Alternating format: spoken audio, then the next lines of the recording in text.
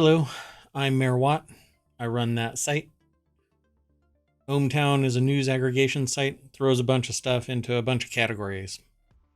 I really should standardize how my intro is, but what ohmTown really is a news aggregator that reaches out, crawls the web, finds a bunch of headlines, a little snippet of an article that gets aggregated into 6 categories: create, news, education, entertainment, social, and technology. From there, it gets funneled into about 50 shows that I intend to bring to Twitch. And then a day later, they get published into Apple Podcasts and to YouTube.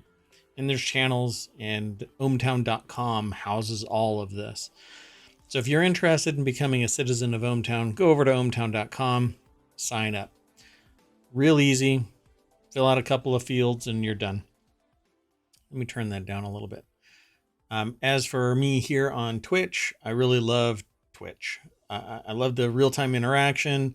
I've been streaming since the beginning of 2022, so I'm brand new. The glue is barely drying on my wings. So I am sitting here. Let me do something real quick. I'm sitting here trying to get people to go over to my channel and follow me, and I would really appreciate it. I have maybe 50%. My counter is actually at 42% of my goal. And that goal has actually been in existence. I'm moving some windows around so I can see everything. And that counter has been kind of static there for, I don't know, way too long. But I don't really hype my channel anywhere. I only do it here on my stream. And sometimes people ask me what I'm the mayor of when I'm over in somebody else's channel. And that's when I tell them, oh yeah, I'm the mayor of ohmTown, which is this site, ohmTown.com. And I stream at twitch.tv/ohmTown. Pretty simple, right? I just don't like selling my channel in other people's channel. That's why I have this alter ego. And some just say ego. But anyway, it's not really like that. What I do is I grab about 20 headlines throughout the day, put them into no assortment based on worthiness as a link. It's just something that I think is interesting. And so I click on it and then I talk about it, giving my particular context to it, or maybe some professional experience that I've had on the matter, or basically my perspective.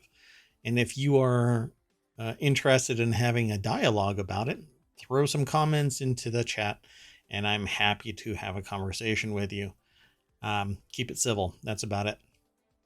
That said, let's get into this so that you aren't spending way too much time just looking at me kind of ranting about the same intro that I've given 70, how many times now? 74 times? Wow. Time is flying by in 2022. That first article is in the Mobile channel, and each one of these is a channel that I want to bring to Twitch. If you are interested in hosting or co-hosting, let me know. They all have a topic. It might be a niche idea, a niche topic, but it is definitely something that I've got an interest in. And by proxy, I think everybody might have well, not everybody. There might be an audience for all of these little sub-channels of ohmTown. So this is why this Hollywood actor stays off social media, and then it's in brackets mostly. Andrew Garfield, who was in The Social Network, shares how the film changed his view of social media and discusses his recent projects. So the way that it works is I want you to go over to ohmTown.com and you can click on a headline. The headline will take you to a discussion topic within a channel, and you can click on visit the source and it'll take you over to the source. And there's going to be a whole bunch more information there because I don't copy the whole article from wherever this was aggregated from. In this particular case, it's a little snippet from New York Times, and I want you to go over there. Interesting. This has Kara Swisher, which she's been in the tech reporting field and for a long time. Wow. Okay. Well, anyway, Mayor Watt, don't be surprised by everything. Okay. So click the link, takes you over there. You get to read the article. I have not read the article prior to right now. I saw the article's headline, I saw the snippet, but I haven't clicked the link until just now. So my reaction and my quick scan of this is basically what you're going to see, what you are going to see if you click that link. So this article here, I can only imagine that it's actually by Kara Swisher. So, but it doesn't have it says it's produced by Sway. But it might be an interview. So the beginning of this article says, as Facebook morphs into Meta and makes a push for immersive 3D connection without solving all of its existing problems, Kara Swisher takes a look back at the company's early days and the fictionalized telling of them with the actor Andrew Garfield. He had his breakout role playing the Facebook co-founder Eduardo Saverin in the 2010 film The Social Network, and he tells Kara, quote unquote, I immediately shut off my Facebook page. Let me read the quote properly. Quote, I immediately shut my Facebook page down as soon as I read the script, end quote. Now, a lot of people have done that, but more people have gone onto Facebook, even with the historical record of his statements about the people that use it.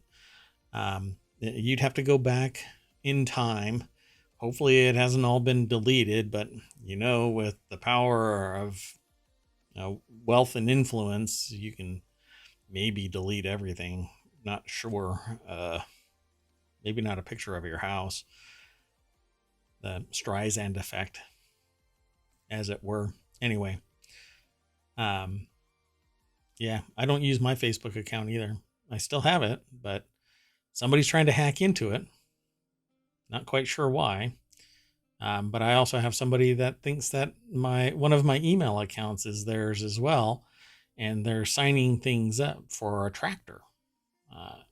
Hey, just want to let you know, if you find this podcast or YouTube channel or my VOD, which will only be here for 14 days until I get enough followers on Twitch so that I have a longer delay before my videos disappear. Anyway, if you are the guy who is purchasing a tractor right now, that's not your email address that you're using. And since I don't really want to expose myself, because you don't want me exposing myself. Anyway, this is a New York Times article. Kara Swisher is obviously the author of this. It says produced by Sway, but go over to New York Times, click the link that's in chat. It'll take you over to ohmTown. Right now, the voting solution is kind of messed up. It actually kind of jams up the whole site, ruins the functionality to a great degree. But I'll get it worked out, and we'll get the voting option activated again, as well as the gamification. It was taking a toll on the functionality of the site as well. I know it's a hot mess, but the site at its core it has good bones. That said, the links work, the headlines work, the discussion boards work. It all works. It's just the extra stuff is a little wonky. But go over and read the rest of this article and delete your Facebook page. Maybe. That's up to you. I don't want to tell you what to do. I want to encourage you to be in control of your information, because some of the things that have taken place on Facebook are questionable. The next article I spent way too much time on that little article. Um, but Kara Swisher is really cool. The next article is in the Smack Talk channel. That's a channel that is all about Apple and its competitors in relation to Apple. It's not like it's more of a smack talk about Apple, not the competitors, because I personally am platform agnostic. ohmTown is driven by myriad things, from Linux to Android, iOS, Windows, of course, macOS, all kinds of equipment is making ohmTown functional. But this particular channel talks about everything in the context of Apple and kind of giving everybody a hard time, but in the context of Apple, mostly giving Apple a hard time. This has lock, keypad, Ecobee, smart camera, and Chipolo card spot review on HomeKit Insider. Now, I really dig HomeKit. It's a seamless process of adding things for me. I've never really had a problem, except for one manufacturer of ceiling fans, which for whatever reason disconnects from the network with the frequency of a cheap ham radio. I can't say anything bad about my experience with HomeKit until you get to HomePod minis, which for me, they sometimes act as if they are the dumbest smart speaker I've ever interacted with. When they work great. When they don't, they play random music because they thought they heard me slur a word somewhere. Let's click this link. I am just getting stuck on the rants. This is an Apple Insider article. Lock, keypad, Ecobee smart camera, and Chipolo card spot. A review on HomeKit Insider. It's an article written by Andrew O'Hara. And again, I haven't seen any of this, so I'm curious what this is all about. Chipolo's wallet tracking card has also begun shipping. So we review that during the episode. So this is it looks like a video review of various products. And it says, in the shadow of the Apple event, Level Lock introduced the latest addition to its lineup. Its new dedicated keypad offers a phone-free way of accessing your home when paired with a Level Lock Bolt or Level Lock Touch Smart Lock. I've got similar devices. They are great. You have to babysit them periodically, make sure that they're powered. That's a natural thing for all disconnected but connected devices, if you know what I mean. If they've got a battery pack, you have to babysit them. And if you let it linger too long, it'll stop communicating, but you'll think that it works just fine. So you have to babysit that kind of stuff. I've never been one that worries about that kind of stuff right there. Wallet tracking card, or even like anti-RFID cards or wallets and stuff like that. I am trying to get away from cards, and so that's why I love Apple Watch or any smartwatch that allows you to use a one-off card instead of having an actual card. I'm never anywhere that I need cash, so tapping my watch somewhere allows me to feel way more secure than with a credit card that can be skimmed or have to worry about losing it, because you never know, when you're walking around, when your cards are just going to fall out of your pants. Anyway, go over to Apple Insider and read this article. The next article, and when I look down, it's because I'm trying to copy and paste articles into the chat on Twitch. This is in the order of the grape. This is actually about White Claw, which is a adult seltzer. White Claw debuts new seltzer line, White Claw Surf. So White Claw Surf is composed of citrus, yuzu, tropical pomelo, watermelon lime, and wild berry. Is it acai? Acai? I can never pronounce that properly. Acai, right? Flavors, according to a press release shared today. That's when I read stuff like that, it's actually a quote from the article. This is only a snippet of it, so when you click the link, it'll take you over to the site. And this is in VinePair. If you've never gone to VinePair, go and check it out, particularly if you're into drinks, alcoholic drinks like this. And so White Claw, their other product lines taste great. People love it. It's basically kind of like the modern equivalent of a wine cooler, but it's different, right? So it's, as they call it, spiked sparkling water. So if you were to distill this down, or I should say, like pull the water out of it, it would be a shot, about a shot of alcohol. This is an article that's over on VinePair. It's written by Lee Goldstein, L.I. Goldstein. And they go into some detail about what it is. This has always been, I think all of their products from White Claw have about this 5% ABV, 100 calories per can. And I think that they taste great.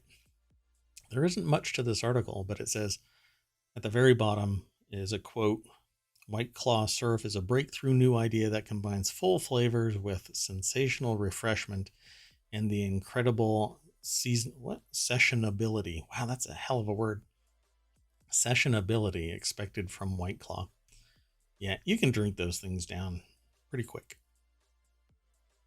So go over to VinePair, check it out. The illustration, which really is three cans of White Claw and a surfboard on a yellow background, is by Ariella Basson. I think who does a lot of the artwork for VinePair, if not all of it.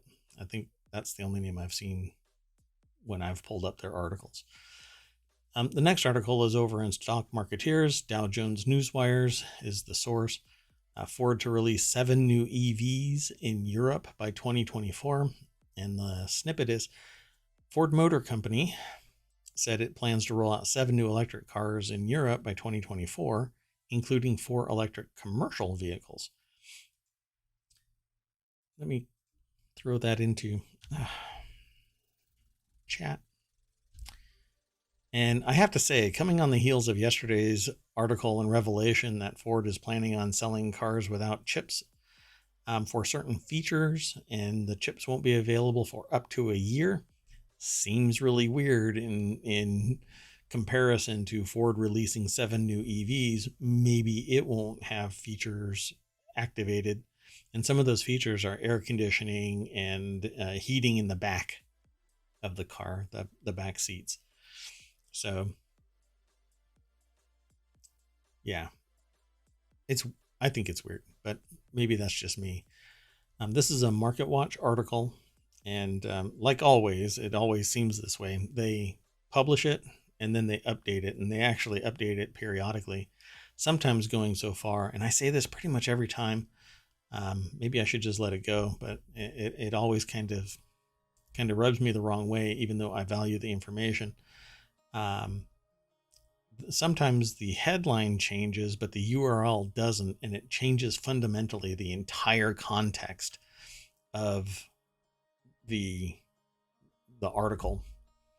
Well, anyway, it says automaker now expects more than annual EV sales of more than 600,000 in Europe in 2026. And they have a really weird phraseology there that I just kind of modified a bit for readability. Automaker now expects more than annual EV sales of more than 600,000 in Europe in 2026. That's the actual statement. Anyway, the article is over on MarketWatch by Will Fewer. They always have referenced symbols, a ticker that shows whatever it is in the article that they're talking about, and sometimes it's quite expansive in the numbers, or I should say in the reference symbols. Sometimes there's like 20 of them. In this case, it's Ford, which is $15.74 a share right now, but down 1.87%.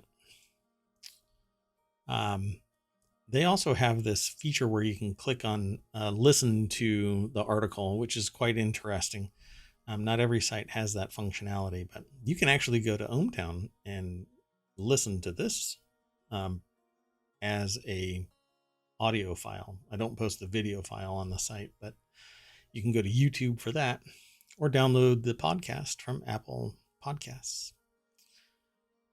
So I think all they're doing is giving a little tease as to what the cars are. So a few of them are going to be commercial vehicles, and four of them are going to be commercial vehicles, and 3 of them are going to be some other electric car. I'll be interested to see what it is. I definitely am not a fan of the Mustang, the electric Mustang. But that's just me. Again, I don't like the rounded, soft edge of it. Okay, well, let's continue on. The next article is over in the Law Nerd channel. It says, child, age 5, lacked intent for prosecutors for alleged attack that sent teacher to hospital. Experts say. That's the title. Florida law provides that anyone suspected of a forcible felony, such as aggravated assault, can be prosecuted no matter what their age is. So let's click this link. And I'm curious what actually happened, because I don't recall this running down any of my other news sources. I've never seen a 5-year-old criminally prosecuted. This is a quote in the article. Criminally prosecuted for anything like this, especially with the set of special circumstances on top of it. So what happened? Experts interviewed by NBC News, and this is an abajournal.com article written by Deborah Cassens-Weiss. Experts interviewed by NBC News say that is the right decision. Well, yeah, because he's 5.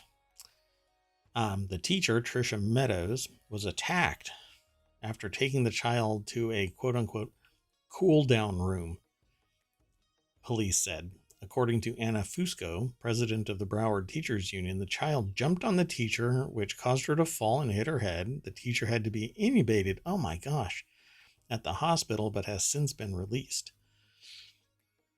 And the student had attacked the teacher twice before, and each time she was taken from the classroom in an ambulance. Well, I think there's a missing context here. So this is a special education teacher at Pines Lake Elementary School in Pembroke Pines, Florida. Well, obviously, the problem here is that there aren't enough people that are in control of this situation, because no 5-year-old should be able to get the upper hand on an adult, and definitely not multiple times over any period of time. And I think a lot of the problem might stem from cornering somebody in a cool down room. Yeah, I've heard of this before, and organizations that have this, I think, have been investigated before. Here's another quote. I would personally, professionally, and legally find it outrageous if someone decided to attempt to prosecute a 5-year-old for aggravated battery. Trocchino, who I guess is a professor at the University of Miami School of Law. Yeah, I mean, it's really rough that somebody would seek to prosecute, but I think probably the intent would be to recoup costs for the medical issues that are generated by the action. That said, there's a history here that I would not have been alone trying to cool a child down who has attacked me before. But then again, there's a lot of controls in place about how you can treat somebody, particularly when you're in the context of a special education teacher. There's even more controls in place, or should be, I should say. Sometimes the controls are there, but they're not implemented. So I'm sure that this is not going to be the last of it. I'm pretty sure that there's going to be a civil case against the school, but we'll see. Maybe it'll pop back up in the news. But if you are ever curious about legal issues, go over to the abajournal.com website and just skim through it. You'll see that there's a whole lot going on in the world. And that's why I brought it to your attention. This next article is in the Stock Marketeers channel. Coronavirus update. Yep, we're still talking about it. Why? Because it's surging again in various countries, including China, and in various places around the United States and others. Wherever the virus was, it still is. There's a new variant. It says fully vaccinated will need 4th dose later this year, and new variant dubbed Deltacron is detected in Europe. Without a doubt, this is a flu virus, but it's one that is deadly and has long-term impact on people from I think it's described as brain fog, long-term impact on lungs, long-term impact on cognitive abilities. Even if you don't have a full-fledged in the ED kind of response to coronavirus, you can still have been infected, have damage to your lungs, have damage to other parts of your body, including your brain, and you end up being what's referred to as a long hauler. Not making it up. There's almost 1 million people that have passed away because of COVID, and countless others, I'm sure they can be counted, but we don't know how many are truly impacted by this. And if you ask around, you talk to people, you'll find out that there are people that might be really close to you that have this affliction after they overcome the coronavirus, particularly problems with their lungs, problem with cognitive abilities. And it's not something to just be cavalier about. So we're gonna have to get vaccinated, just like the flu. Get the shot, and you'll be protected and protect the people around you. That's what being part of a society is. If you choose not to, whatever happens, it's on you. This next, the article is written by Sierra Lenane, or Kiara Lenane. It depends on if it's a hard C or soft C. Again, the title is over on marketwatch.com, and the title is Fully Vaccinated Will Need 4th Dose Later This Year, and a new variant dubbed Deltacron detected in Europe. China has continued to lock down regions with high case numbers as Omicron spreads fast. And when they say lock down regions, that's exactly what they mean, by the way. There are communities, gated communities, and it gets locked down. People can't leave. People can't come in, not unless they are authorized to go in. And there are videos of doors being welded shut and stuff like that. It was really wild when coronavirus first came out. Now there seems to be a clamp down on any video being exfiltrated, but many of us saw the actual video. So in this case, they're talking about a 4th dose. aka a second booster, and they say it's necessary right now. The protection that you're getting from the third, it is good enough, actually quite good for hospitalizations and deaths. It's not that good against infections, but doesn't last very long. Okay, so I guess we're going to have to get sorry for the fast scroll. We're going to end up getting another shot, probably, I would say, probably by summer. So just after September, sometime around September, I'd say. Let's see if it actually spells that out here. Again, I haven't read the article. It's just something that through talking with people in various fields, I can gather some information. And Barack Obama got infected with COVID, coronavirus specifically. So, let's see. And there's implications, by the way, there's another article that I'm going to be talking about here about Foxconn and Apple. And yeah, again, sorry for scrolling fast. It's just the nature of the game. So be prepared. It's harmless. It'll keep you healthy. How about that? The vaccine. So this is in the Word and Tech channel. Russia bans Instagram as promised, blocking access for 80 million users.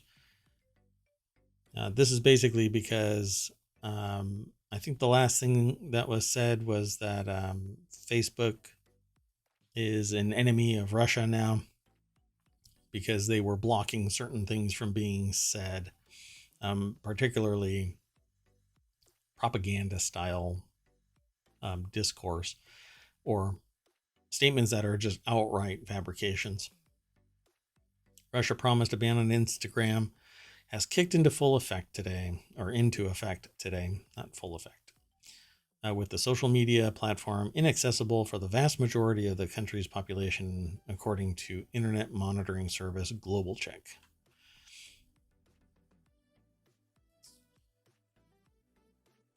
It says the decision to allow Facebook. Okay, so Meta's decision to allow Facebook and Instagram users in some countries to call for violence against Russian soldiers following the country's invasion of Ukraine. Shocking that somebody would actually suggest resisting an invasion force without any truthful evidence. So this is an article over at The Verge, written by James Vincent, and it says the move follows bans of Facebook and Twitter. Well, the problem here is that it's really all just hurting the citizens who want nothing to do with this invasion. Everybody, they want to eat their McDonald's and go back home, and they want to watch Twitch and play games and get a good night's sleep.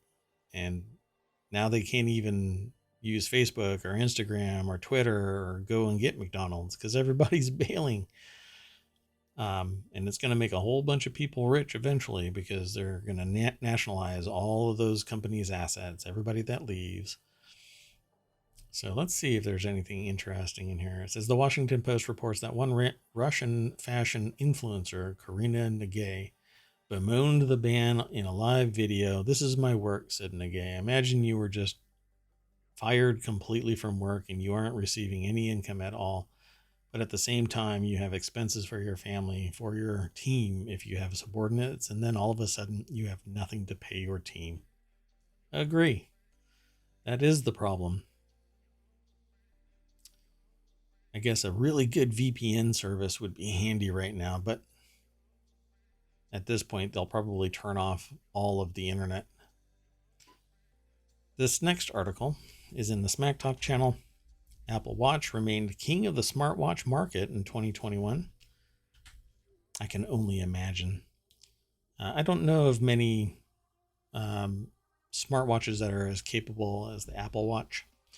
There are some, but not as many that are dominating or even doing much in the market. And it says Apple Watch is still the dominant wearable device in the global smartwatch market, with it maintaining its lead over competitors by a wide margin. Apple Watch Series 7 and Apple Watch Series 6 has enjoyed its position at the top of the smartwatch market for a few years, and in 2021 it continued. So let's click this link and take you over there. And there you have it. It's an article at appleinsider.com written by Malcolm Owen. And I won't play the videos or anything like that, but it says via Counterpoint Research, who published the picture that you're seeing if you're watching the stream or watching the VOD or watching it on YouTube, but the podcast wouldn't know. And the market share kind of shrank a little bit, but these other watches aren't really in the same competitive space in terms of my perception, like Garmin and Fitbit.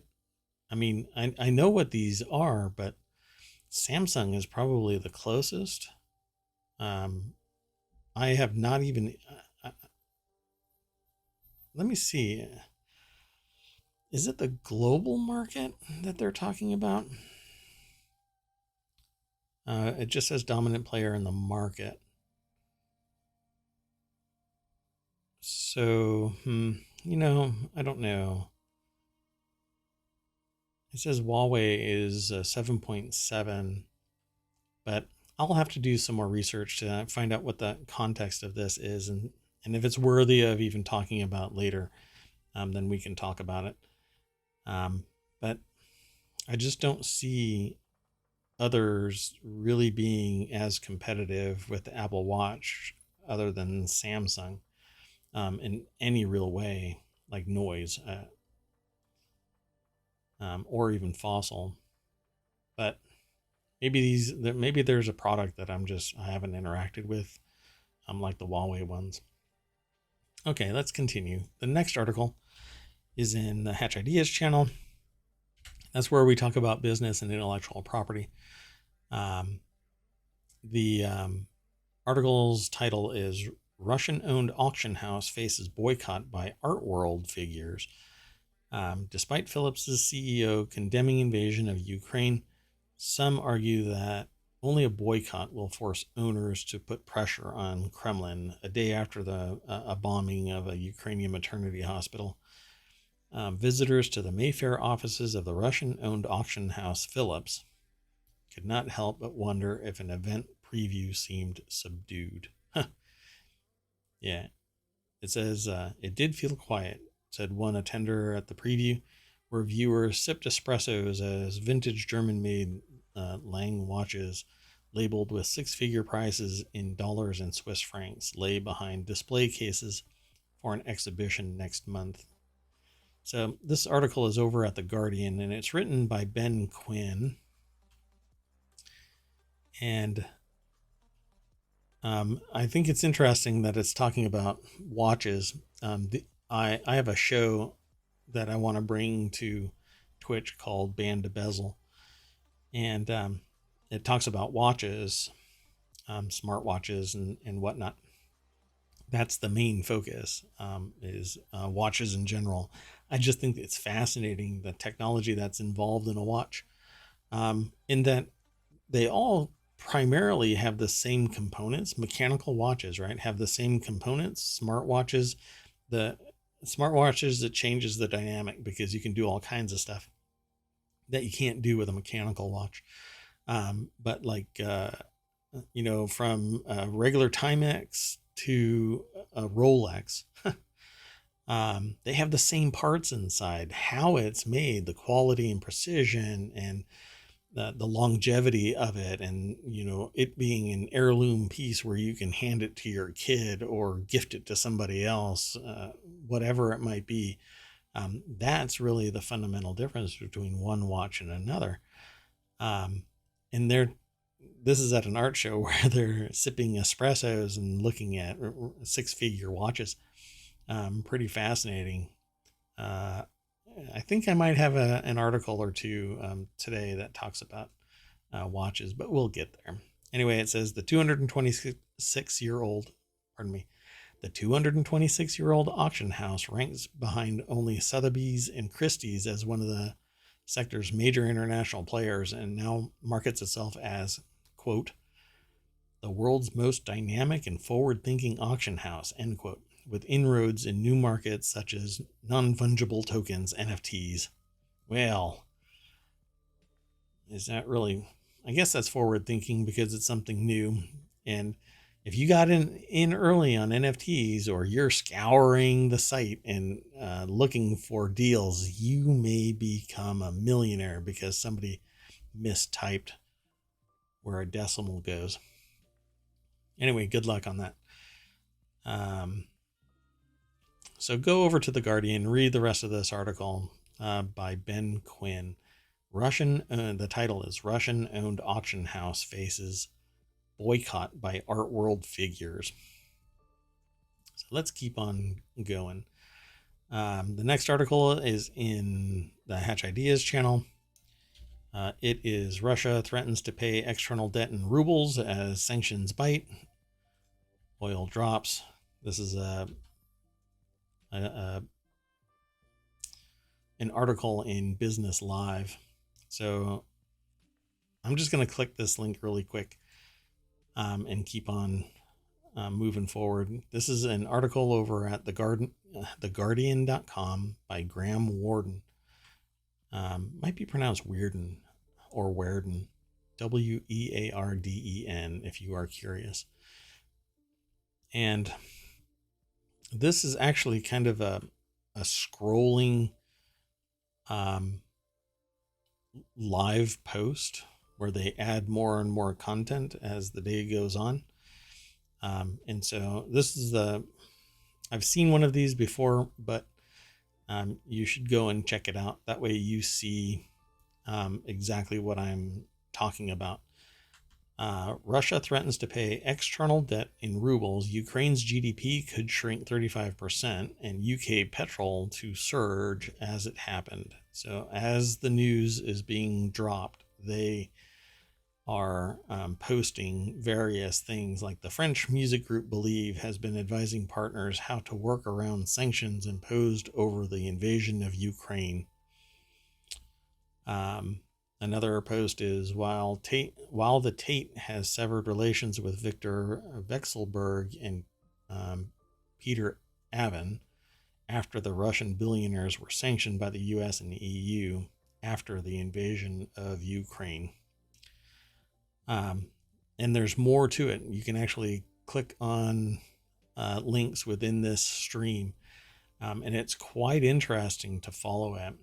So, men's suit removed from UK inflation basket as COVID changes working life. And if you click that link in the article, you'll get taken to more content. So it's quite an interesting way to display the news as it happens. It's pretty cool. Anyway, it's over at theguardian.com. Go and check it out. The next article is over in the Warcrafters channel, and this is $3 million worth of AMD graphics cards seized by Chinese authorities. Chinese customs officials apprehended 5,840 graphics cards from entering one of the country's ports under mismatched documents, the value of which could exceed $3 million US.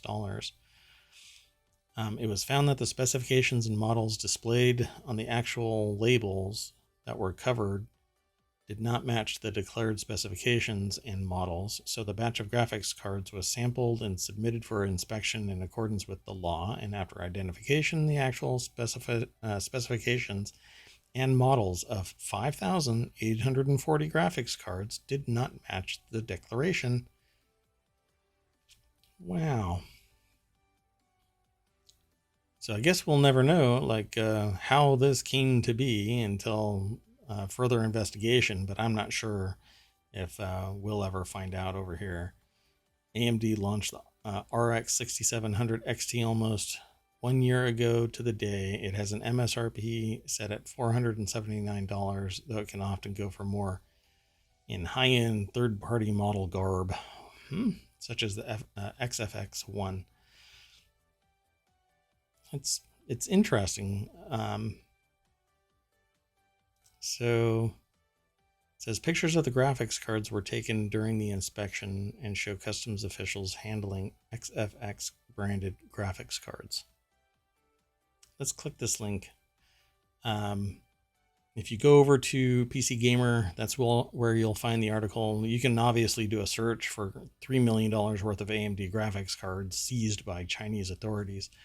The article was written by Jacob Ridley.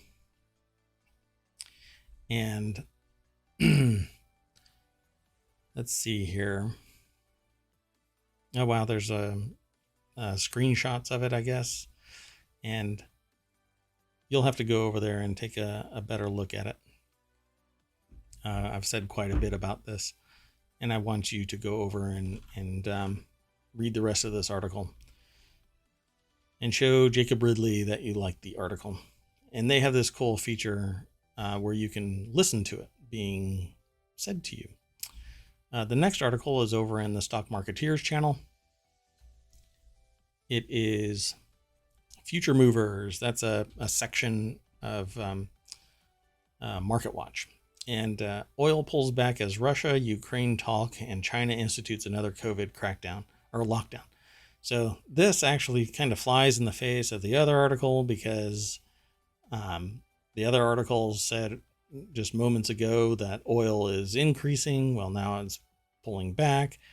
It is extremely volatile, and ultimately gas prices, I am predicting, won't decline as much as they went up, at least in the United States. I won't really be able to speak about foreign markets. They have their own machinations. And because I'm not integrated through any connections, I can't really speak to that. 1 second, sorry.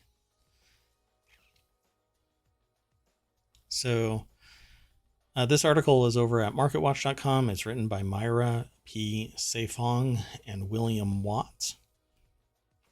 And it has a bunch of ticker data. All of it's red. And it seems like every time I'm looking at the stock market lately, it's all red. Oil futures finished lower on Monday, pressured by reports that the U.S. is looking to Venezuela to help boost oil supplies in the wake of Russia-Ukraine war, as well as lockdowns in China following a surge of COVID-19 cases, which could hurt demand for energy.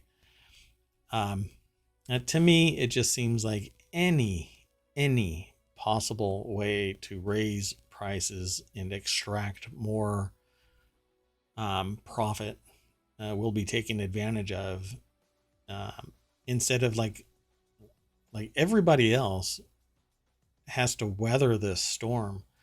But because there is a never-ending pursuit of profitability, higher and higher and higher, not at a static level, mind you. It's never at a static level. It's always, oh, well, you had 10% growth this year. I want 18% growth next year. And so the growth has to come from somewhere. And it isn't like there's more people. We are growing, yes, but there's a population dying off as well. And so the price should be more static, but yet it's record profits and prices are inflating.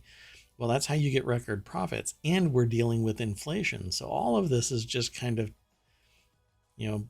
bananas. To me, it just seems predatory, and believe me, I'm a capitalist. I've started businesses. I think people deserve to charge what they think that they are worth for a product or service that they develop and provide. But this is bananas. The amount of money that I had to spend on food today just seems exorbitant. But, this is a problem that we are all dealing with, and it's worse for some people. So go over, sorry to get distracted by that, but not really sorry. Go over to Market Watch and read the rest of this article about some of the machinations that's going on around the world. This next article is over in the Mobile channel. New research study, sky is not the limit for solar geoengineering. And so it says here, there are practical limits to the height at which aerosols may be deployed in the atmosphere to deflect incoming sunlight and countervail global warming. Very high altitude injections might be more effective, but such climate interventions come with substantially increased costs and safety risks, according to new research published today in Environmental Research Communications. So if that didn't get your attention, you have to look into what geoengineering, a solar geoengineering is. And then you have to think back in the days when there were people wondering about jet trails. And this is an Institute of Physics over article that was published on phys.org. Following the prominent study in 2018 that clarified the lofting technologies by which it would be feasible to undertake solar geoengineering, the new report is the first to assess the safety and cost effectiveness of deployment at an altitude of 25 kilometers, basically seeding, cloud seeding, and atmospheric seeding in general. The report responds directly to a question posed by the U.S. National Academy of Science, Engineering, and Medicine and landmark study in March 2021, which recognized the need for additional research on the viability of depositing aerosols well above 20 kilometers.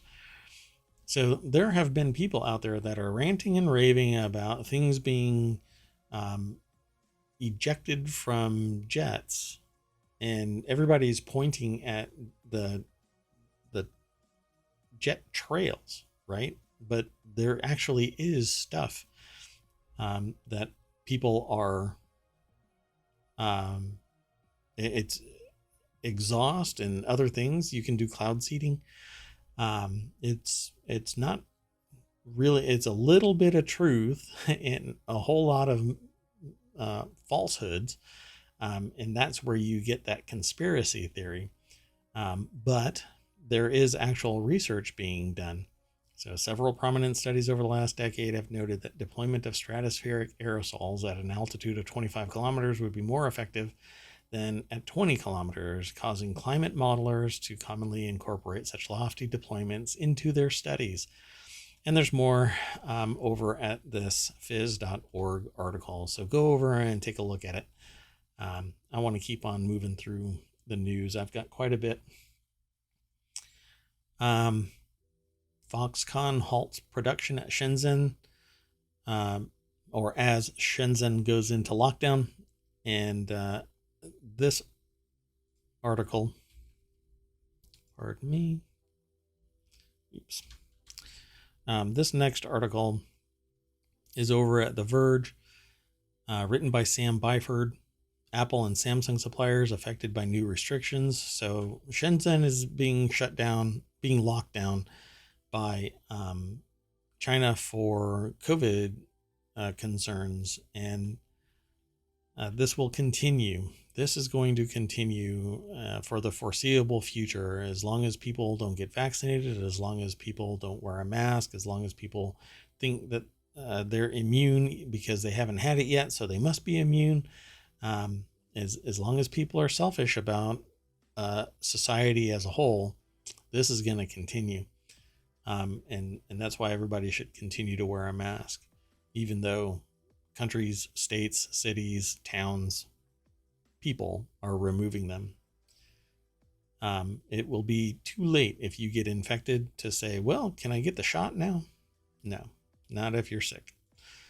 Let me hustle through this. The next article is in the continuity report. And it's how to buy tickets to Lady Gaga's Chromatica Ball Tour. Lady Gaga's Chromatica Ball Tour is expected to be one of the hottest events of the summer. The pop star will travel across the globe starting in July in support of her 6th studio album, Chromatica. Gaga initially planned to go on tour immediately following the album's 2020 release, but like many performers, it was postponed. All because of COVID. This is an article over at Variety written by Anna Tingley. I think it's pronounced Tingley, Tingley, and has a big picture of Lady Gaga, who I saw on, I think it was David Letterman before she became Lady Gaga. She just was what you would refer to as a pianist. And then kind of disappeared for a little bit, at least off of my radar, which isn't saying much. It's not like I'm in the alternative music industry or music industry at all. And then bam, onto the stage comes Lady Gaga and just took everything by storm and still plugging away. So there is this article over at Variety that talks more about where and what and how to purchase tickets. Tickets for the newly added shows went on sale last Friday, going for as low as $100. Yay. On resale sites such as Vivid Seats and Ticketmaster. You'll probably end up paying more in fees by Ticketmaster than for the ticket itself. Don't hold me to that, though. Just my perception. I haven't purchased anything from Ticketmaster in 3 years. Or about 3 years. Variety's Jem Aswad praised the album as one of her best yet, calling it pure, joyous dance floor pop. Interesting. Before she hits the road with Chromatica, Gaga will return to Las Vegas for her jazz and piano residency, which will run from April 14th to May 1st. And it has many of the destinations for Lady Gaga's Chromatica Ball tour. Interesting. I've never seen her live. Maybe it's one of those things where, like a bucket list, right? You should go just to experience it once. The next article is over in Smack Talk, how to use universal control in iPad OS 15.4 and macOS Monterey 12.3. Universal control is here in the latest updates of iPad and Mac. We've been testing it out. And let's click the link and take you over to Apple Insider. It's an article written by Andrew O'Hara. Let's see here. I'm trying to find. So here we go. I'll read the quote from them. Universal control furthers Apple's efforts to increase synergy between its devices. Apple already has handoff to move an open app from one device to another. For example, you can automatically unlock your Mac with your Apple Watch. Do that all the time. Your iPhone's camera can scan papers directly into a Mac document, and an iPad can be a secondary Mac display. With universal control, a keyboard and trackpad or a mouse connected to a Mac can be shared with multiple nearby iPads or Macs, and you can move your mouse from your 24-inch iMac to your MacBook Pro over your iPad and then over to another Mac. So this is basically the Mac version of the Windows solution called Mouse Without Borders. Pretty neat. And we have another take on this. Let's see, did I? Yeah, I did. Okay, so this next article is also about the new operating system drops from Apple. And this is, did I do it again? There we go. Apple's tvOS 15.4 update arrives with support for joining captive Wi-Fi networks. This is really interesting because if you've ever gone traveling somewhere, you can't hook up your Apple TV to anything because you have to go through their captive Wi-Fi network, which means you have interstitial pages before you can get to the internet, and you have to confirm this device or that device to go through. You have to affirm, the terms of service. You might have to make a payment, whatever it is. Well, with this ability to join captive Wi-Fi networks, you can now take your Apple TV wherever you are, plug it in, and you have your full library at your ready. And hopefully nobody says deep packet inspections, and nobody's using deep packet inspection and finding out that you're using an Apple TV instead of the in-room services, and where they're making money with every movie that you have to rent. Anyway, this article is over at appleinsider.com. It's by Amber Neely. And that's basically what this article is about. Being able to utilize your Apple TV on a captive Wi-Fi network. But they go into greater detail about it. So please follow the link and go over and check it out for yourself. I got 3 more articles. Google shuts down YouTube Vanced, a popular ad blocking Android app. This is something that I saw happen kind of in real time over the last 24 hours. It was announced and then everything just went bananas online. YouTube Vanced, a popular mod for the official YouTube Android app, is dead. The project announced its discontinuation over the weekend. The project leaders are being, what they say in the article, weirdly coy about why the app is shutting down, but The Verge confirmed that a cease and desist letter from Google is the reason. Well, that's kind of how it works. Particularly if you are doing this within the framework of the company that is enabling the app to even exist, and you're blocking the ads, it can tend to cause problems with Google. I remember somewhere seeing terms of service that said, if you aren't really generating any revenue for the company, they can terminate your account. I seem to recall that, and maybe I can go looking to see if I was just imagining that. But in the meantime, let's click this link. This article is over at arstechnica.com. The article is written by Ron Amadeo, and it says YouTube Vanced was a mod of the official YouTube Android app, and now it's dead. It says here, let's see, along with the copyright infringement of redistributing Google's proprietary code and infringement of the YouTube trademark, you could consider Vanced a form of piracy, since it was essentially a cracked version of the YouTube app that enabled most of the $12 per month YouTube premium features for free. Vanced didn't just block ads, though. It added a bunch of other community requested features. Yeah, well, you can fly under the radar for many things, but eventually you rise up and someone will knock you down. And it stands to reason that you were actually using somebody else's software, according to that article. So the next article is over on Tabletop Nights. Dungeons & Dragons Gold Box Classics coming to Steam on March 29th. There's 22 games in this.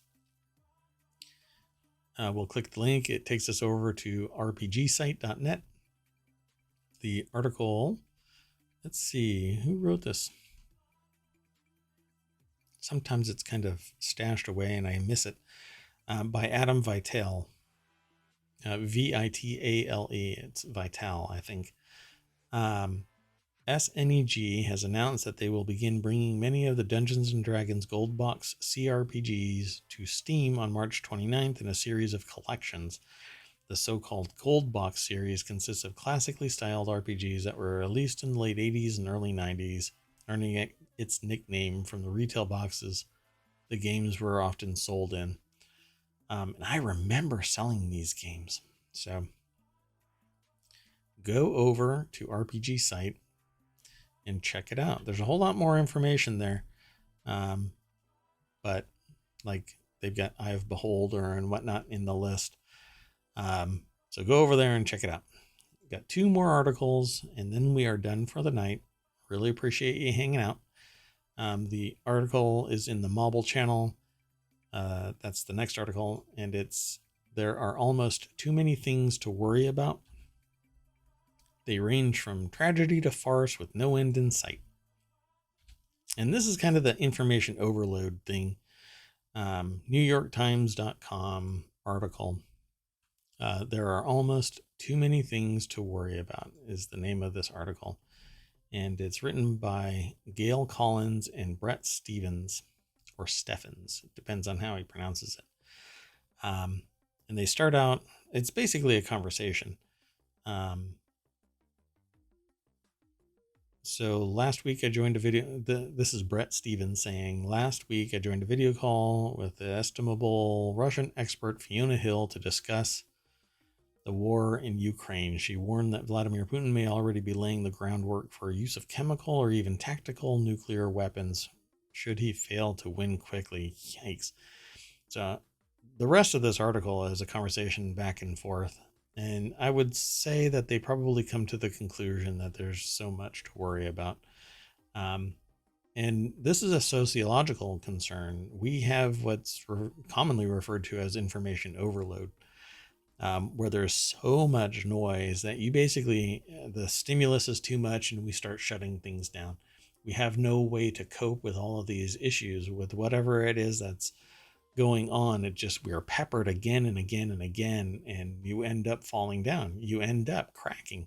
Something has to give, and it's sometimes our coping skills just kind of shatter, and we end up doing something goofy, like binge drinking or driving too fast. We basically try and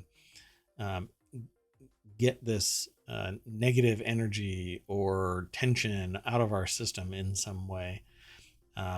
There's myriad ways of trying to address it. Go for a run. Learn a new skill. I'm being kind of flippant about it, but it really is. You have to find something that allows you to decompress. And finally, this last article is about Apple's new SE. So this last article is because the new iPhone SE was dropped last week, and it's the exact same look as the old phone. So when you click this link, you'll see it's rounded. It's not the sharp edge. Yeah, there's a better picture of it. But it's the old school iPhone, iPod, rounded corners, not sharp edged, thin style. And I was kind of expecting it to be that sharp edge, harder industrial design look to it. And it's not. So it's going to be using an A15 Bionic, and it's going to be $429, or it is $429. This article is written by Allison Johnson over at The Verge. I will see you tomorrow. I'll see everybody tomorrow at 6 p.m. Eastern. And I really hate daylight savings time for taking an hour of my life. And I'll see you tomorrow. Bye-bye.